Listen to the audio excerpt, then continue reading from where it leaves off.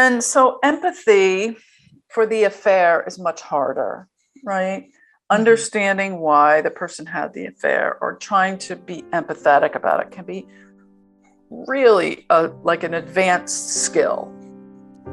But, some of the questions that you could ask in therapy are, what did you long for that this affair did for you? So maybe who did you become in this affair? Or how did you act in this affair that you weren't able to act with me at home?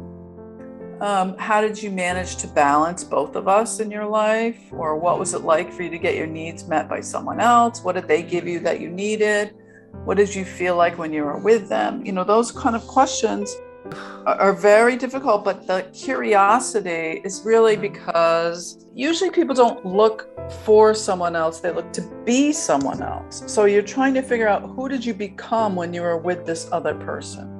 And so being able to be part of these conversations is also important for the person who cheated to be able to ask questions. It's also important for the person that was cheated on to be able to express their feelings about what it was like for them. There's something about, sometimes when you've been cheated on, you ask a lot of questions because you're sort of in detective mode. So you want to know, how many times were you with them? What did you do? Who, where did you do it? You want to know a lot of different details because you're trying to answer the ultimate question of why. So if being asked a bunch of details, it's really better to avoid telling every single detail because people don't really want to know every single detail about every single specific act, because that can be very wounding and devaluing.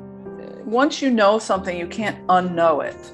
And so you want to move from detective to investigator. In other words, what was really going on? Like, how did you feel that you could do this? In other words, I want to know what you were thinking at the time. This is what I'm thinking that you were thinking. This is the fantasy that I have that you were thinking, so that both people get to participate in the conversation equally.